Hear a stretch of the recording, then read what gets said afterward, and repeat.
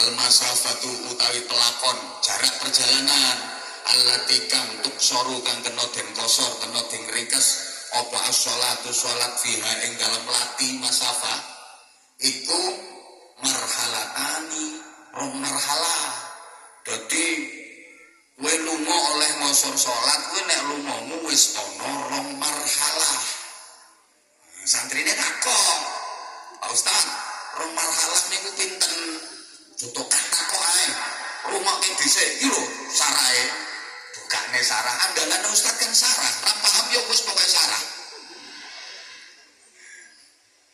Wal marhalatani utawi rong marhalah iku sittata asyara ana 16 apane farsahon pose. Lho iki lho. Rong marhalah kuwi 16 pos. Padahal pos Baghdad ora padha karo pos Kediri. Nek pos Kediri ki apa maneh wayah pilkada. Ana pos Golkar. Ana pos PDIP. Ana pos Gus Salam PKB. Ya Gus Fahim barang. Ya Gus Kausar ya iya. Ana pos Gerindra.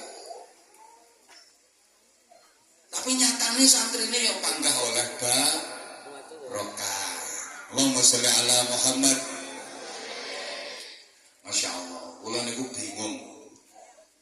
Apa cerita apa ngaji nonggone ploso niki subhanallah. Pokoknya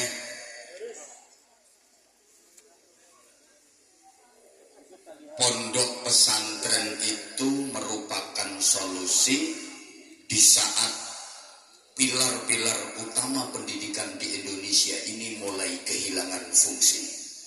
Untuk serius. Kalian ini, saya rawahu Anwar Zahid.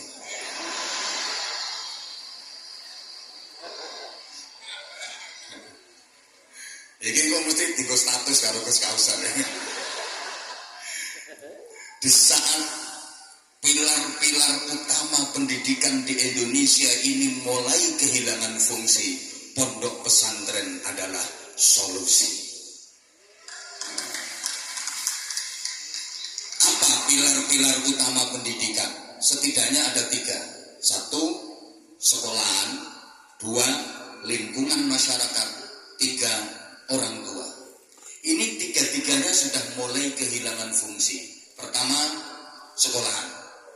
Kalau sekolah-sekolah itu misi dan tujuannya adalah membentuk kader dan mencetak generasi yang berakidah kuat dan berakhlakul karimah, rasa-rasanya sekolah-sekolah yang ada itu bisa dibilang gagal. Kita sering mendengar degradasi moral, dekadensi moral di kalangan pelajar, sampai maaf-maaf tawuran antar pelajar, sampai ada yang kena narkoba, bahkan ada yang kena imbas pemilu, perkawinan hamil dahulu. Ini mesti ditiru karo Gus Kausar, ini mesti. Karena sekolah-sekolah formal itu bukan pendidikan karakter. Rasa-rasanya kok nggak ada ya? Lembaga-lembaga pendidikan di luar pesantren yang syarat masuk dan diterima menjadi murid di situ harus berakhlakul karimah. Sampai pun perguruan tinggi itu kayaknya kok nggak ada syarat diterima harus berakhlakul karimah. Ya karena memang bukan lembaga karakter. Walaupun nakal kayak apa, yang penting lulus tes, bisa bayar, ya diterima.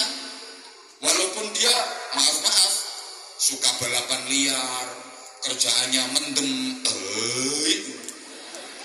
asal lulus tes, bisa bayar, ya terima. Bahkan maaf-maaf, untuk menjadi sarjana agama, yang penting bisa menyelesaikan tugas, menyelesaikan skripsi, ya sarjana agama, walaupun dia nakal. Pernah memperkosa 3 ibu kos dan menghamili 7 pembantu. Misalnya ini, Loh, yang penting skripnya selesai. Ya karena memang bukan, wis tok gak usah guyu sik engko sik. Karena bukan lembaga karakter. Ini sekolahan-sekolahan rasa-rasanya kalau targetnya itu mencetak generasi yang berkarakter, berakhlakul karimah, rasa-rasanya udah bisa dibilang gagal. Apalagi kalau di sekolah itu banyak sekali jam yang paling disukai oleh murid dan santri, bukan jam matematika bahasa Inggris, tapi jam kosong.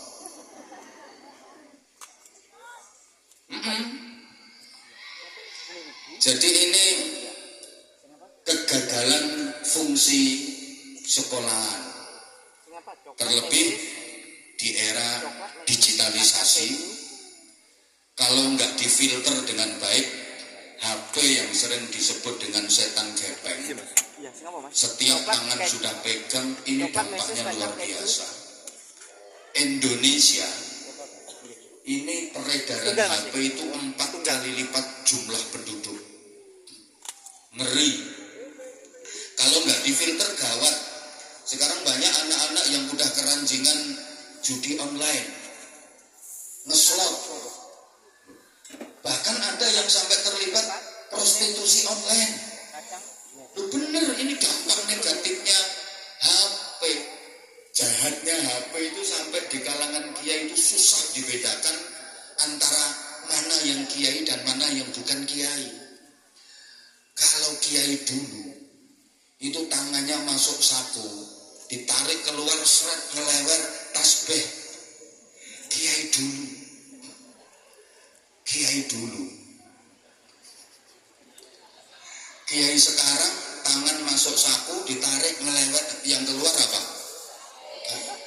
Itu juga yang bikin barokah agak berkurang. Orang bener ngurangi barokah. Nah sekarang baca Quran aja pakai HP, ganti wudu.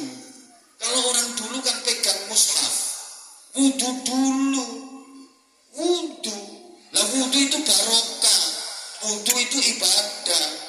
Terus mendemek mushaf, menyekel itu kan pahala. Lane HP, kadang baca ayat Quran di HP itu sambil blotek, mentat, ngentuk, tutet, tot. Ya tergantung ukuran bokong. Kalau tipis ya tik, kalau sedengan tek, kalau besar tot, kalau kandel ya. Nah itu baca ayat Quran. Ya.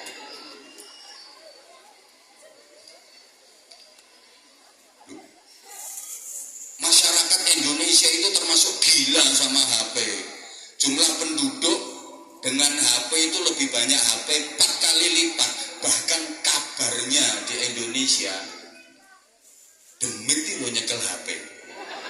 Oh iya, sampean belum pernah dengar cerita ya. Jadi malam-malam di kuburan itu ada perempuan pakaiannya putih-putih, tengah malam. Ini penjaga makam ini penasaran, iki wong apa sundel bolong.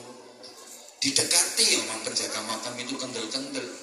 Begitu dekat ternyata wong. Ditanya, Mbak, bengi-bengi kok nang kuburan? Apa jawabnya dia? Aku chattingan ambek kancaku, Pak. Lu chattingan aja nang kuburan. Lah nang jero gak enek sinyal lho, Pak. Mulane aku munggah, dadi nang jero kuburan gak ono sinyal. Sundel bolong kuwi HP-an. Ini satu sekolah. 2, lingkungan masyarakat.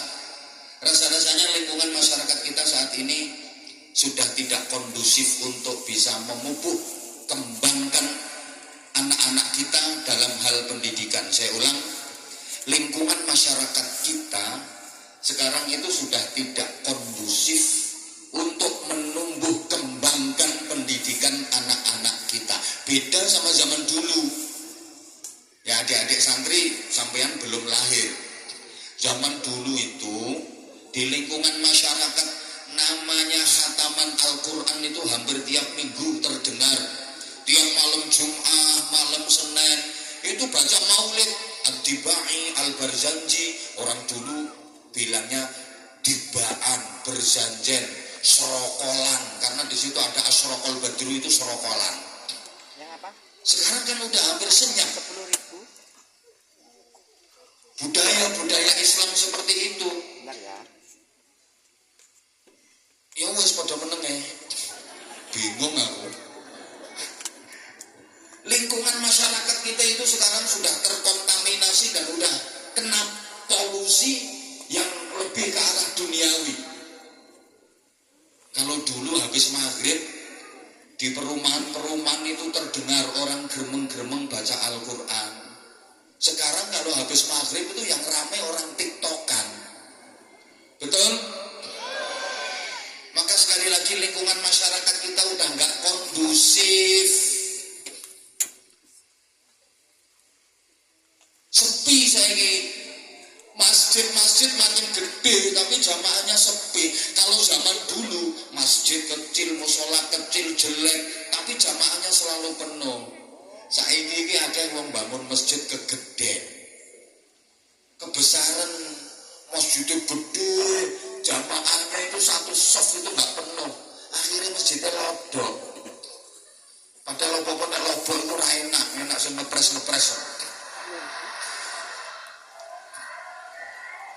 Lalu sampeyan nganggo peci kalau lobo ayo ke salam kaya mencolok. Apa mana nganggo BH lobo brosot. Masjid itu apik sing sesek. Makanya saya kalau ngaji di kampung-kampung tak bilangin itu masyarakat, daripada jamaah satu soft nggak penuh, bikin masjid nggak usah gede-gede, tentei duit, gawe yang dawa jelantir nah wes. Paling ramene Jumatan kalau sholat itu digelari terpal beres. Sudah tidak lagi kondusif, maka harus ke pondok pesantren. Allahumma sholli ala Muhammad. Nah, yang ketiga, orang tua. Ini pilar utama pendidikan. Sekarang rasa-rasanya udah langka. Orang tua yang benar-benar bisa mendidik dan menjadi teladan baik bagi anak-anaknya. Mohon maaf, para jamaah, zaman seperti ini nyari orang tua seperti Simbah Kiai Jazuli, Simbah Nyai Rodiyah langka banget. Putra-putrane walim kabeh, hebat kabeh. Karena beliau bukan hanya mendidik tapi sekaligus memberi teladan. Orang tua zaman sekarang ini kalau ke anak itu banyak tuntutan, kurang tuntunan. Hanya bisa menyebut contoh, tapi nggak bisa memberi contoh. Allahumma sholli ala Muhammad. Saya ulang, orang tua sekarang itu kalau ke anak terlalu banyak tuntutan, kurang tuntunan. Anaknya dituntut, kamu harus rajin sekolahnya, kamu harus pintar ngajinya, tapi nggak ada tuntunannya. Hanya bisa menyebut contoh, tapi nggak bisa menjadi contoh. Bisanya nyebut, kamu nanti harus bisa kayak Habibidin. Enak, selawatan toh oleh dua akeh. Rondo nyanyi, nyekelin mic. Apa mana ada selawat sing model anyar.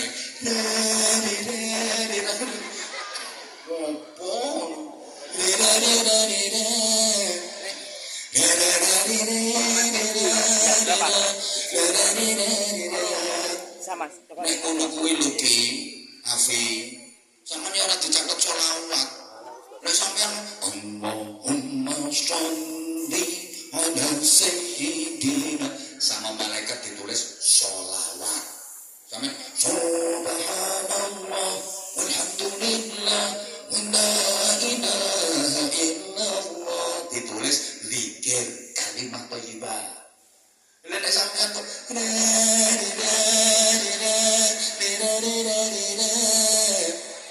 ya ambek malaikat ditulis drengingin. Lu rumangsamu malaikat bodoh ngono. Apa makne teko nggone majelis selawat, lesane gak maca, atine ora nyantol, pikirane ora nyantol, wis tangane tok ngono. Ini karo malaikat ditulis senam.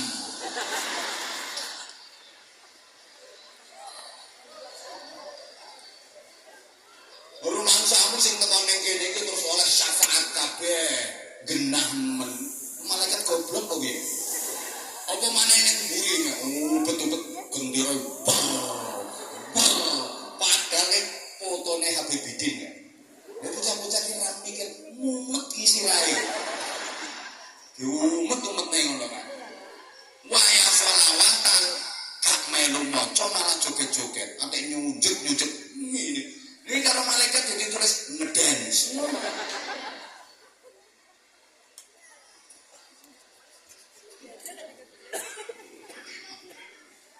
Ya Allah. Orang tua sekarang itu hanya bisa menyebut contoh tapi nggak bisa memberi contoh.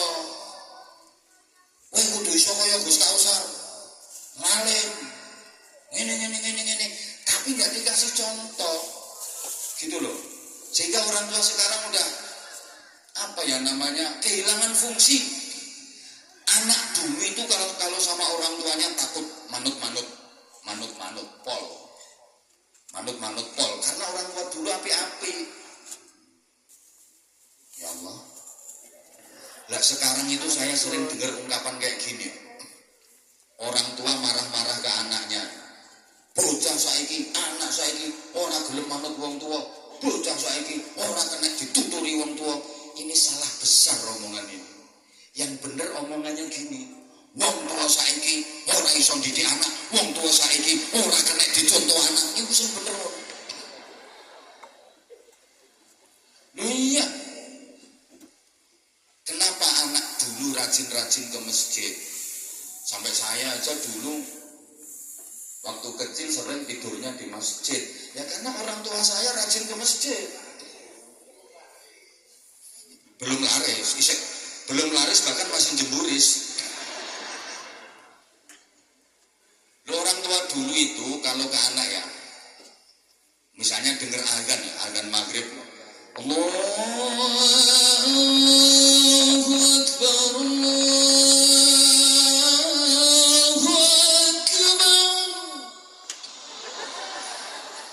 Oh, cara santai ora penak ya ora laris. Gus Kausar sih gak iso ngene iki. Perlu belajar, Gus.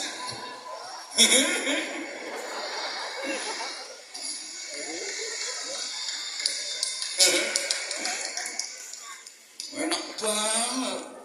Baru tahu dia. Bahaya. Aku udah masuk dapur rekaman. Ada azan maghrib itu orang tua dulu kalau ke anak, ayo le nang masjid iki bapake wis sarungan klambenan kalungan sajadah berangkat ke masjid. Ya ada contoh gitu anak yang manut, ibu yo berangkat nang masjid. Sekarang enggak, ada azan enak gue seru ngono iki ya azan. Kalau orang tua sekarang gini, misalnya ada azan isya dari masjid. Hayya 'alas shalah.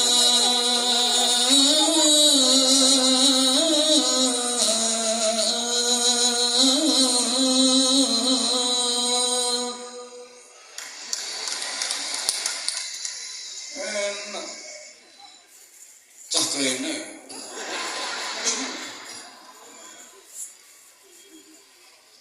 Entah kene sabane merono mrene. Sekarang orang tua misalnya ada azan isya dari masjid terus anaknya dibilang, "Ayo nang masjid." Orang nang masjid tak seketi, tak kepuki. Bapaknya budal no warung. Ayo coba. Ya anak kadang ya ke masjid takut sama orang tuanya, takut dipukul orang tuanya. Tapi jalan ke masjid itu gremeng nesu. Dekne no warung. Ngaku di kono masjid dapat telek.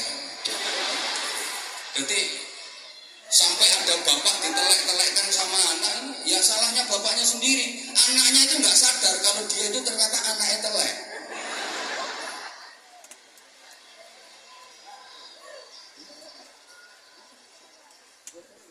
Iya. Anak dulu rajin-rajin ngaji, habis maghrib itu Bentar ya. kajine Quran tekan apa? Dibaca, disimak sama bapaknya, disimak sama ibunya. Sergep-sergep dah bapaknya karunya kali tasbih wiridan.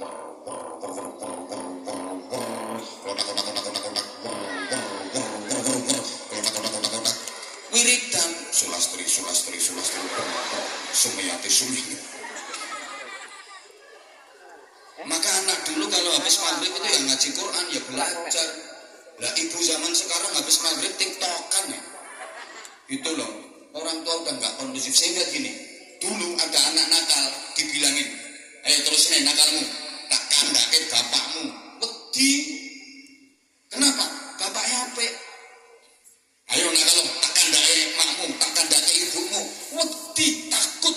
Karena memang bapaknya apik. Anak itu nggak pernah melihat bapaknya nakal. Anak nggak pernah melihat ibu elek. Sehingga omongan tak kandake bapakmu, tak kandake ibumu dulu ampuh mandi. Saiki tak mandi blas. Ada anak nakal diancam. Ayo nakal tak kandake bapakmu dan kandakno gak wedi wek. Iya sekarang gitu. Loh, makanya dulu misalnya ada anak ya nyuri mangga, kayak sarungku cap mangga.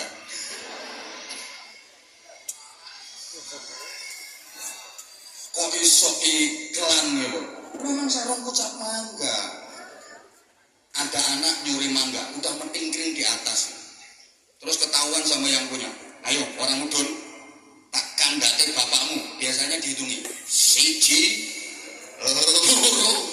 belum sampai 3 anjlok mencolot. Aku tahu ngalami ngono. Nyolong pelem telu tak tempong sarung. Konangan sing duwe gak mudun kandakne bapakmu anjlok. Peleme ceblok dipek wonge. Ya karena saya nggak pernah lihat bapak saya nakal. Makanya diancam kayak gitu. Takut. Ujo kandake bapak wedi. Sekarang udah ada anak nyuri mangga ya, wis metingkring ning dhuwur. Konangan sing duwe. Ayo, ora mudun kandakne bapakmu. Ndak kandakne kae wong nang dhuwur kae. Ha. Bapake nggawa kresek.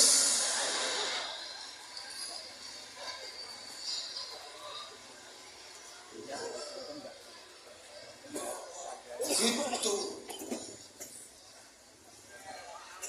Harusnya orang tua itu belajar dari ayat Rabbana hab lana min azwajina wa dzurriyyatina qurrata a'yun waj'alna lil muttaqina imama. Allahumma shalli ala Muhammad. Pelajaran dari ayat ini diantaranya orang tua harus berani ngomongin anaknya. Nah, kamu boleh punya guru siapapun. Kamu boleh punya ustaz siapapun. Kamu boleh punya guru besar. Tapi gurumu yang paling utama adalah bapakmu ini. Waja'alna lil muttaqina imama. Orang tua benar-benar bisa menjadi pemimpin dari orang-orang yang bertakwa. Siapa? Azwajina wa dzurriyyatina. Istrinya, anak-anaknya baik semua. Sehingga ayah sebagai kepala keluarga bisa menjadi lil muttaqina imama itu kayak berani dia ngomong ke anaknya.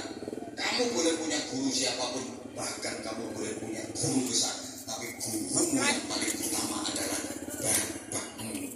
Dan bisa ngomong gitu kan kalau bapaknya baik. Nenek bapaknya kamu boleh punya guru siapapun. Kamu boleh punya guru besar, tapi gurumu yang paling utama adalah bapakmu. Ini dari anaknya. Guru apa? Bapakmu ya ora cewek. Ya karena anaknya pernah melihat bapakmu ya ora cewek.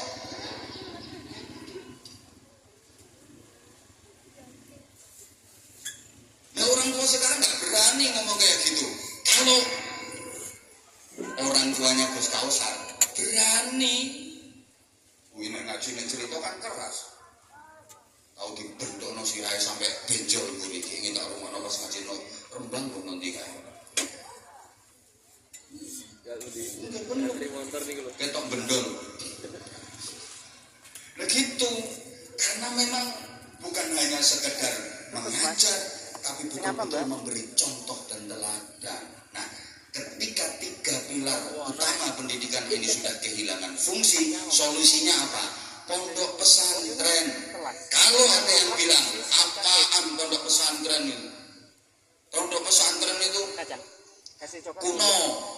Berapa, Mas? Pembelajaran di pondok pesantren itu pakai cara lama, model lawas, kuno, ketinggalan, gak relevan. Orang on yang bilang kayak gitu. Yuk, justru dalam urusan agama dan akidah, kita harus ambil yang lawas-lawas.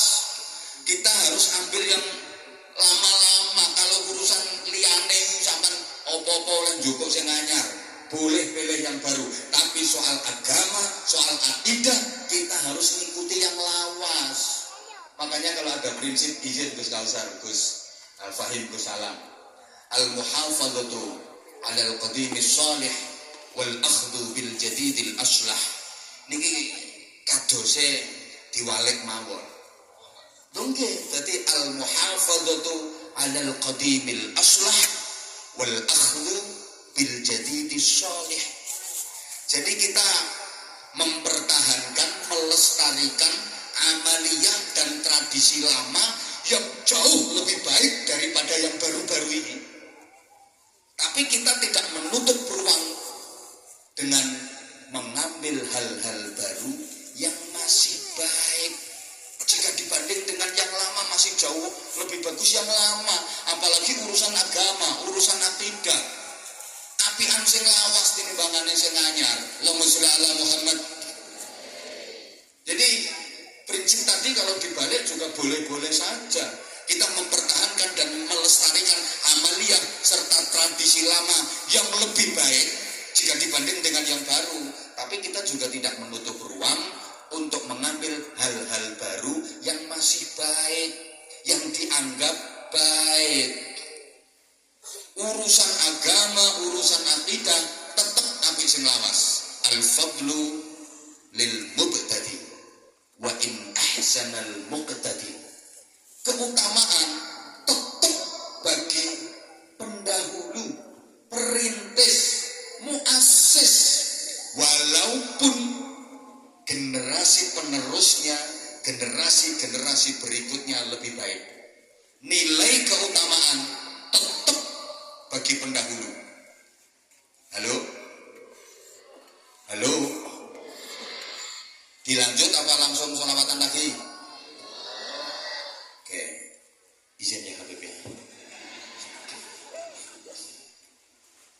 Walaupun generasi berikutnya lebih baik, tapi keutamaan tetap untuk pendahulu. Sehebat-hebatnya Gus Kausar, dan ada apa-apanya dibanding Mbah Yai Jazuli. Gak terima ya ben mudhun teko panggung. Loh iya. Leres. Loh iya. Keutamaan tetap untuk pendahulu, perintis, muassis. Kan ada perintis, ada penerus, ada pewaris. Yang paling utama yang mana? Perintis. Cara pondok ya muassis. Makanya di mana-mana yang dihauli itu yang muassis. Karena yang paling utama, kados ploso yang paling berhak untuk dihauli yang muassis, Mbah Yai Jazuli. Nah, nek generasi kedua Mbah Yai Nurul Huda, Bunyai Lailatul Badriyah itu penerus. Dan Gus Kausar pewaris.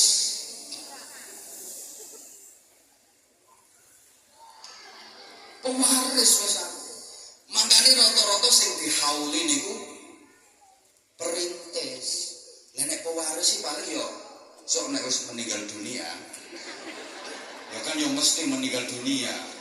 Paling-paling yo diperingati 3 dinane, 7 dinane, 40 satuse pendake setahun bariku wis yun saleh. Mungkin Allahumma sholli ala Muhammad. Lho kok setengah rolas moro-moro.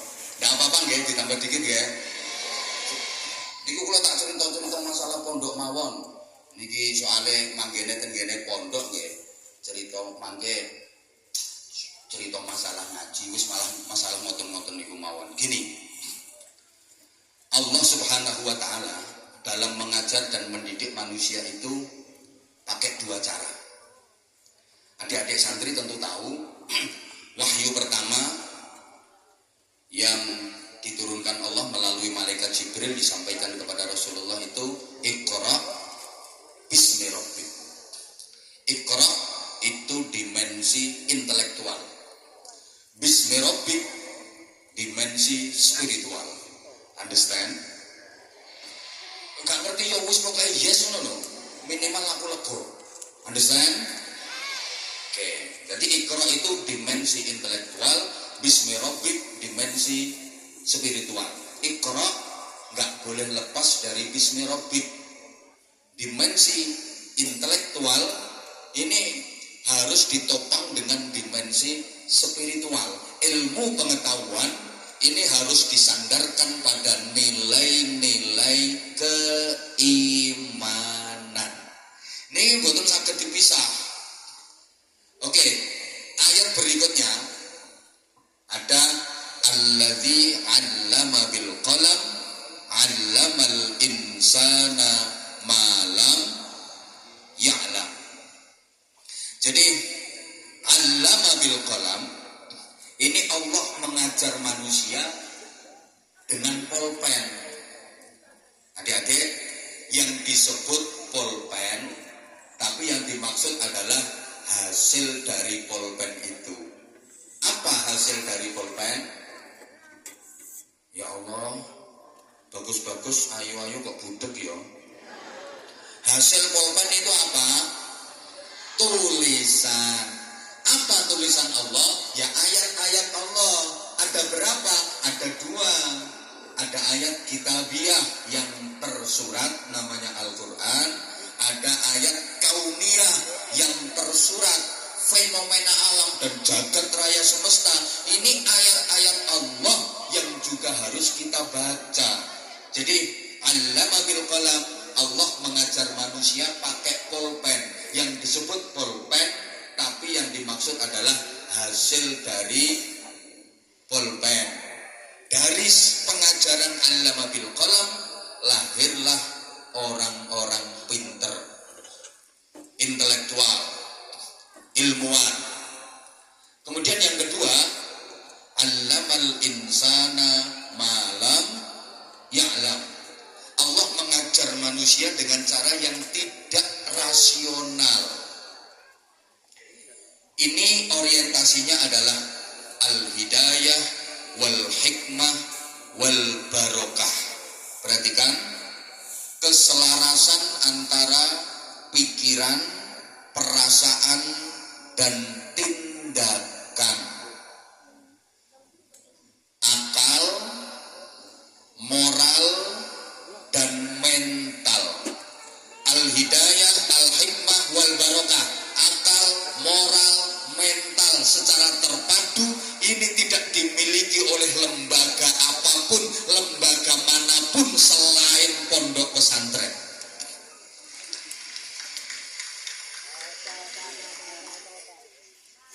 Makanya pondok pesantren niku panggonane barokah.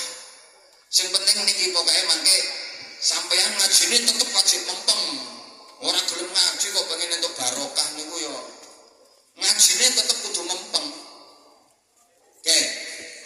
Antara allama bil qalam dengan allamal insana ma lam ya'lam ini enggak boleh dipisah. Sehingga redaksinya enggak pakai huruf athof. Tapi langsung allama bil qalam allamal insana ma lam ya'lam. Lah mboten ngeten to. Alladzi 'allama bil qalam wa 'allamal insana ma lam ya'lam. Mboten gak gawe huruf athof, gak pakai kata sambung.